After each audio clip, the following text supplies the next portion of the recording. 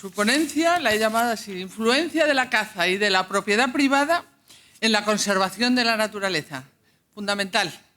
Javier Hidalgo de Argüeso, por favor, si está, que estaba, le llamo al estrado. Y mientras viene, os voy a leer lo que me manda como resumen de su currículum. No Javier Hidalgo... No lo lea, que no lo lea. ¿No lo digo? No, di cuántas ¿Por cosas qué? ya está. Pero si es que Haz lo que te dé la gana. es estupendo, minatero, cazador, ornitólogo, conservacionista, jinete, y añado, escritor y muchas cosas más. De su extenso currículum, que lo tendréis en la página web, en el programa también, me vas a permitir una cosa, que es que ponga en evidencia que también eres escuela de plata de la Federación Internacional de Gentleman Riders. A lo mejor no sabéis la importancia que tiene, pero ya me ha emocionado eso. Yo sí que lo sé y te doy la enhorabuena porque no es fácil. Ornitólogo, escritor y muchísimas otras cosas más. Javier, tuyo es el estrado y tuya es la palabra. Gracias por estar. Tengo media hora, ¿verdad? Más o menos, sí. Vale. Muchas gracias. Yo les voy a hablar de un asunto que no es tan... que no está no es tan moderno y tan progresista como los demás ponentes, sino que es un asunto que todos sabemos, pero yo no paro de insistir en el tema, a ver si algún día nos hacen caso quienes nos lo tienen que hacer. Ustedes saben, todos saben que la caza y la pesca están en la base de la supervivencia y el desarrollo de la humanidad desde sus orígenes. ¿Alguien me iba a dar un... ¿Ahora puedo pasarla yo ya? Vale. ¿Es lo mío? Esta para adelante.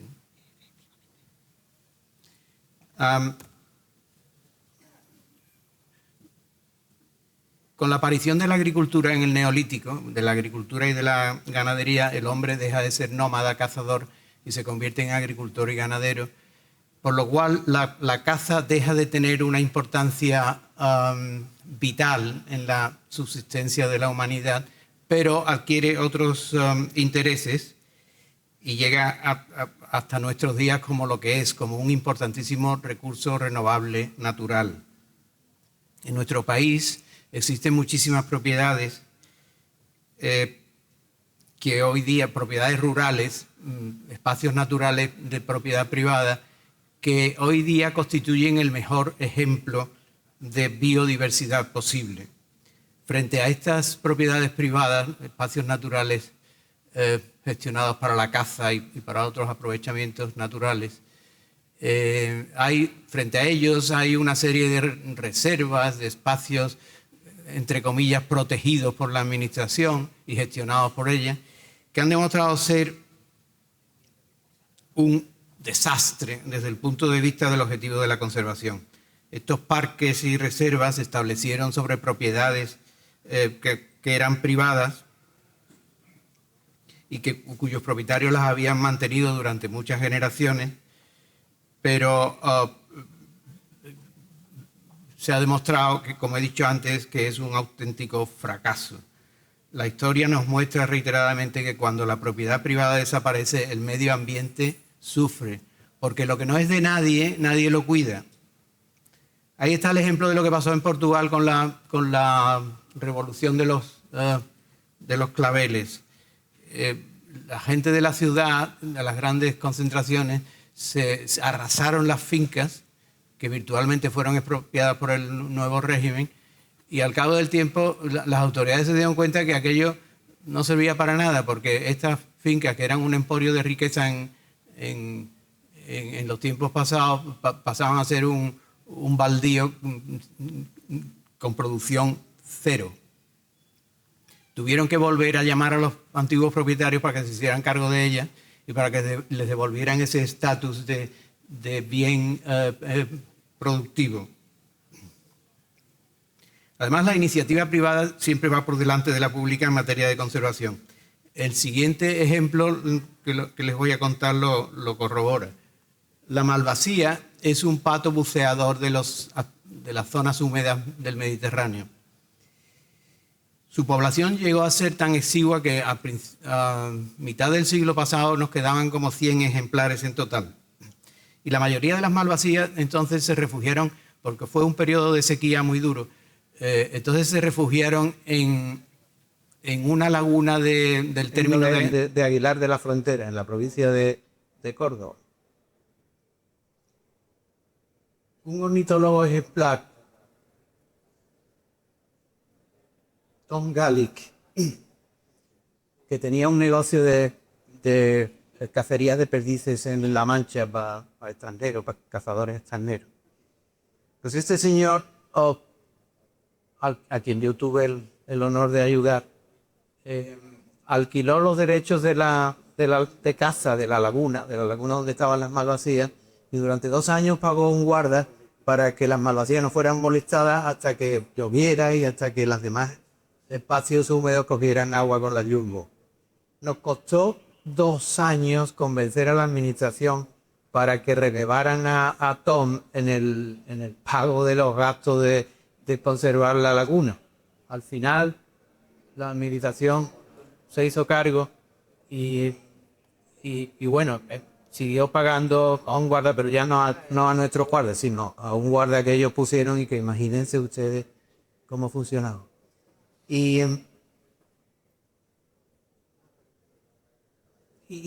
lo que pasa siempre, la administración puso los dedos allí, se olvidó de aquello, la laguna fue invadida por las carpas, no hicieron nada al respecto, la vegetación de la laguna cambió por completo y las malvasías tuvieron que irse de allí.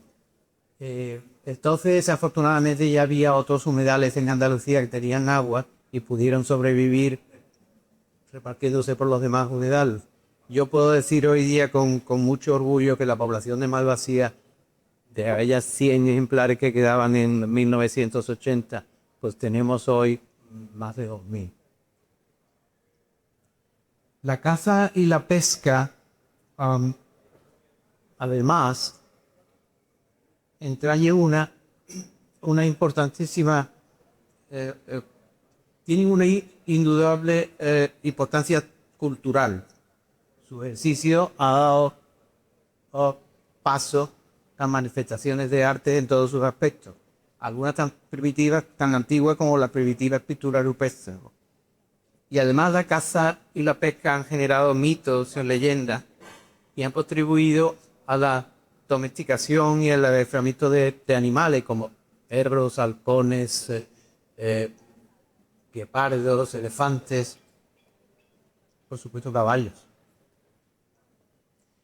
La gestión que se realiza en favor de las especies cazables en los cotos de caza no solo ayuda a estas especies objeto de la caza, sino que también ayudan a todo el conjunto de la fauna que allí vive y a la flora.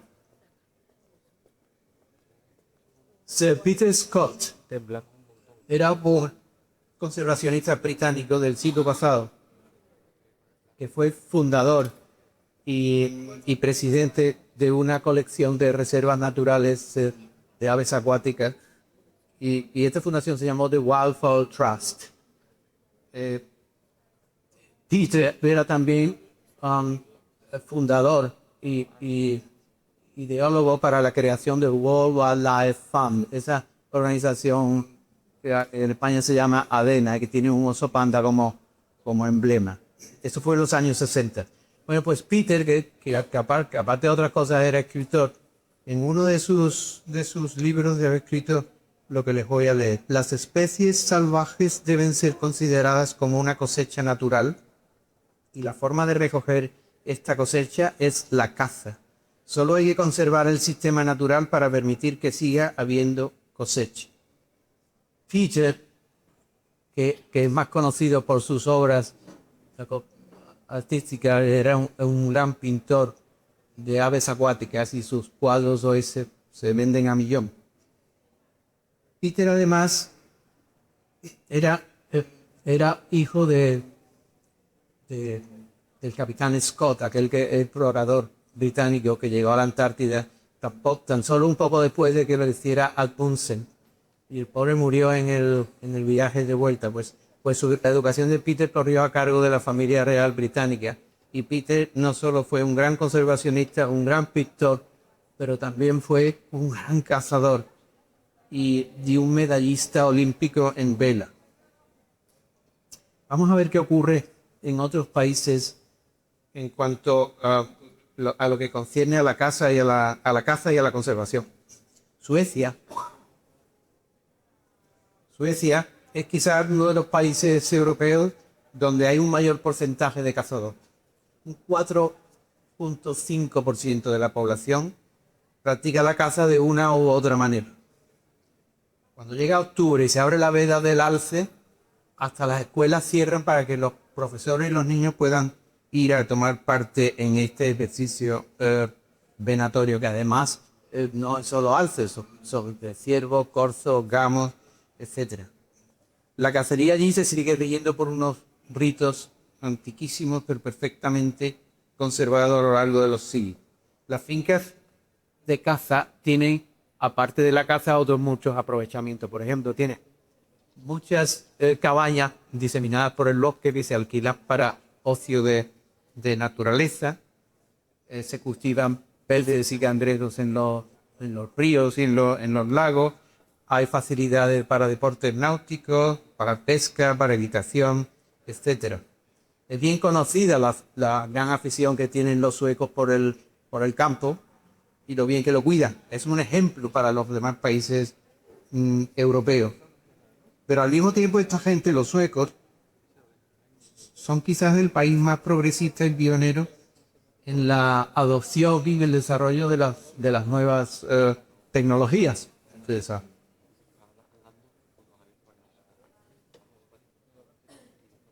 Quizás por la limitación que supone el estar en una isla, los británicos han ido a vivir al campo en una mayor proporción que el resto de los países europeos. Prácticamente han ocupado todo el territorio nacional. De forma que uno se encuentra casas, carreteras, edificios por todos lados en el campo, pero hay que reconocer que el campo allí está tan bien cuidado que parece un gran jardín. Toda Gran Bretaña es como un gran jardín perfectamente cuidado. Allí se ha propiciado, esta vida en el campo ha propiciado un estilo de vida que se llama country living, conocen allí como country living, y que ha generado una práctica muy importante de lo que ellos llaman field sports, los deportes del campo. Los deportes del campo son aficiones como la caza, la pesca, la ornitología, las diversas disciplinas hípicas y competiciones hípicas.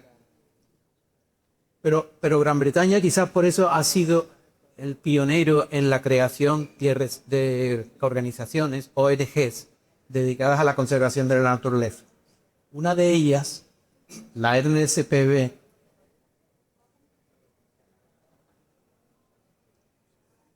la Royal Society for the Protection of Birds, fue fundada en 1889 para salvar de la extinción al somormujo lavanco, que es una especie buceadora, una especie de somormujo que vive en España es muy frecuente, pero en aquella época el somormujo estuvo a punto de desaparecer porque sus plumas, las plumas del cuello, se pusieron de moda para adornar los sombreros de las señoras. Y la respuesta de los conservacionistas entonces, tan temprano como en 1890, fue crear una asociación para salvar al somormujo lavanco. Afortunadamente, como suele ocurrir, la moda cambió mucho a tiempo para que los somormujos sobrevivieran. La RSPB cuenta hoy con 1.300.000 miembros y es la tercera propietaria de terrenos en Gran Bretaña, por detrás de la corona y por detrás del National Trust y de la corona. Estos terrenos de la RSPB están consagrados para la protección de las aves y de la naturaleza en general. Todo ello a base de un presupuesto soportado por sus socios, que en gran mayoría son propietarios de fincas y cazadores. Y fox hunting, la caza del zorro a caballo en Inglaterra, bueno, en Gran Bretaña y en Irlanda, es una actividad muy popular y muy extendida, tanto como o más que lo que pueden ser aquí vuestras monterías.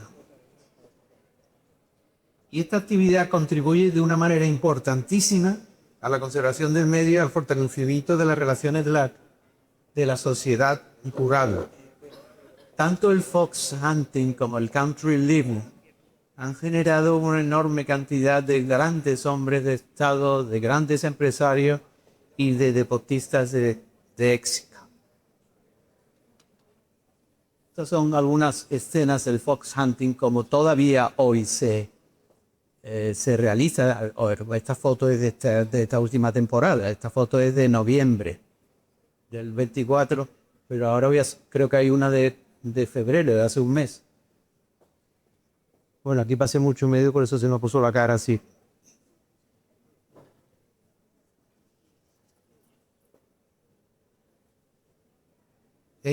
Los Estados Unidos de América son un ejemplo de conservación progresista, porque ellos tienen mucho poderío, mucho dinero, muchos terrenos, y sus habitantes han aprendido la necesidad de la conservación mirando un poco a la vieja Europa. Pero también han aprendido a partir de sus propios errores. Entonces, algunos de ustedes que son mayores como yo soy mayor, recordarán aquella primavera silenciosa de Rachel Carson, cuando el DDT fue fumigado prácticamente todo el territorio nacional y produjo los desastres que produjo, esas enfermedades en los humanos, hasta eliminación de especies de fauna. Pero allí la iniciativa privada ha llegado a regenerar hasta 1 millón de hectáreas de zonas húmedas que habían sido previamente eliminadas con fines agrícolas generalmente. Allí se desecó casi el 60% de todos los terrenos húmedos en el siglo pasado. Pero hubo una reacción y fue que un grupo de cazadores creó una ONG llamada Ducks Unlimited. Y Ducks Unlimited hoy ocupa el liderazgo en la recuperación de lagos y marismas que habían sido drenados y transformados para la agricultura. Todo ello a base de financiación privada, y prácticamente el 100% de los miembros de Ducks Unlimited son cazadores. Y operan, y ya no tienen nada que regenerar en los propios Estados Unidos, y están recuperando humedales en el Caribe, en México y en Canadá. Frente a esta iniciativa privada de los cazadores y propietarios de fincas, un grupo de 120 países durante el siglo pasado firmaron un convenio para hacer lo mismo, para intentar recuperar zonas húmedas que habían sido destruidas por una u otra razón. Los gobiernos de estos 120 países firmaron un acuerdo que se llamó y se sigue llamando el Convenio de Ramsar, por el cual se comprometía a recuperar cada uno y a conservar cierto número de humedales que entraron a formar una lista y que se llamaron desde entonces sitios Ramsar. Un sitio Ramsar nuestro es las tablas de Daimiel, un sitio Ramsar más cercano es la laguna de Zoñar, la laguna de Fuente Piedra en Málaga. Es decir, que había una lista que los gobiernos de espacios que los gobiernos se comprometían a proteger y a recuperar si era necesario. ¿Qué ha pasado desde entonces? Pues que, claro, los gobiernos ya saben ustedes cómo funcionan, y especialmente el nuestro, y entonces entre todos esos países y entre todos esos acuerdos oficiales no han sido capaces de recuperar ni la 10ª parte de lo que ha recuperado Ducks Unlimited en Estados Unidos. En España, más del 50% de los humedales fueron desecados en el siglo pasado. Y además se alteraron importantísimos cauces y las cuencas de los principales ríos, lo que llevó a unos problemas enormes que estamos padeciendo ahora, que son, por ejemplo, las inundaciones y también las sequías.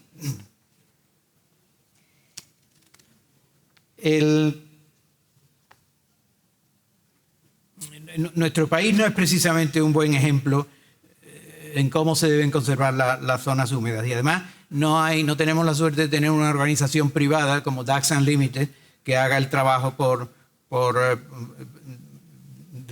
haga el trabajo que debería de hacer el gobierno o la administración pública. Muchas propiedades que, como ustedes saben, que fueron cuidadas durante generaciones de una familia y durante siglos, y que luego han sido declaradas parque nacional o parque natural o lo que sea, prohibiéndose en ellas la caza y otros aprovechamientos naturales, se han transformado bajo la responsabilidad de la administración en unos espantosos eriales. Ejemplos muy elocuentes de ellos son las tablas de Daimiel o Cabañeros, pero el más escandaloso de todos es Doñana. Doñana durante siglos fue conservado por familias de propietarios que hicieron del lugar el cazadero y la reserva natural más importantes de Europa. Desde que fue declarado Parque Nacional en 1969 y su administración pasó a ser pública, no han cesado los desastres en Doñana. Contaminación del agua, escasez de agua, mortandad de fauna, alteración completa de los sistemas hídricos. Hoy, como decía Javier Castroviejo el otro día en una entrevista, hay más especies de insectos y aves en un parque urbano que en la marisma del Guadalquivir. En Doñana se pescaba, se mariscaba y hasta se producía caviar. Se cazaba, se producía madera y horquillas para las viñas, se recolectaban piñas, se hacía carbón, se cultivaban colmenas, se criaba ganado caballar, bovino, ovino y porcino. Se labraban las salinas y existía una población humana de más de 100 de familias que vivían en base al aprovechamiento de estos recursos naturales.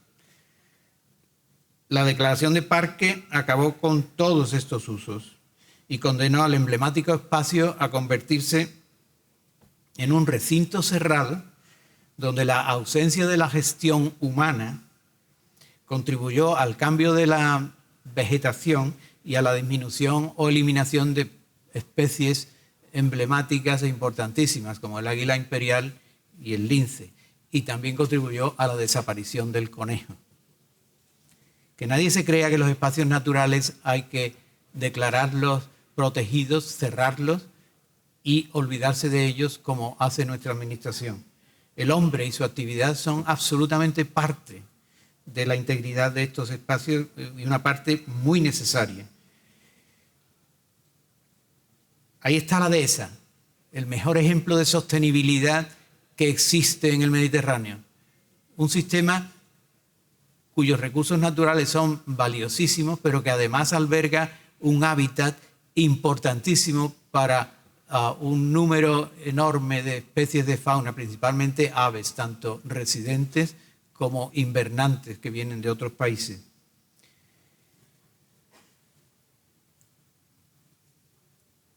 Doñana antes de llover.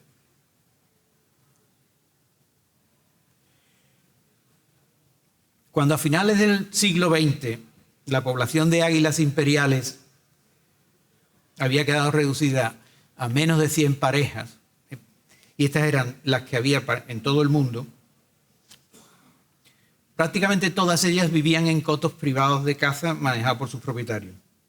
Entonces fuimos conscientes de que algo había que hacer, primero para conservar las pocas parejas que nos quedaban, pero que además para recuperar la especie. Así que en 2002 creamos la Asociación de Amigos del Águila Imperial Ibérica con los propietarios de las fincas donde vivían las águilas que quedaban, las águilas remanentes. Y también con otros propietarios de fincas que eran hábitats potenciales para las águilas el día en que la población empezara a crecer, si es que empezaba. Esta asociación fue primero una asociación, la creamos con dos objetivos fundamentales. Primero, recuperar la especie en sí e intentar que la población aumentara. Pero por otro lado, la creamos con el objetivo muy importante para nosotros de obtener un reconocimiento tanto del público en general como de las administraciones hacia la labor que realizaban estas propiedades en favor de la conservación. Para ello aleccionamos a nuestros asociados en asuntos como la mejora del hábitat, la recuperación del conejo y otras potenciales presas del águila. Los convencimos para que protegieran los nidos, para que realizaran zonas de custodia de los nidos. Y entonces las autoridades ambientales se dieron cuenta de que si querían conseguir algo con la población de águilas imperiales en nuestro país, tenían que hablar con nosotros y tenían que utilizar y tenían que tener en cuenta las propiedades de nuestros asociados. Nuestra asociación, la Asociación de Defensa del Águila, pasó luego a ser fundación y además incluimos el lince, porque al final este gato pues vive prácticamente en los mismos hábitats en que vive el águila imperial. Y de hecho, todas las sueltas que se realizan de lince, que se realizaban y que se realizan ahora de linces que han sido criados en cautividad, estas sueltas se producen prácticamente en las propiedades de nuestros afiliados. Entonces incluimos también al lince bajo lo que hoy se llama Fundación de Amigos del Águila Imperial, Lince Ibérico y Espacios Naturales Privados. Instruimos también a nuestros propietarios en un nuevo recurso natural, si se quiere llamar, que era el turismo de naturaleza. Hoy día muchas de nuestras fincas son visitadas por fotógrafos de naturaleza, por turistas simplemente interesados en la naturaleza, por ornitólogos, para observar y fotografiar la fauna. Y esto es otro recurso que beneficia a la propiedad.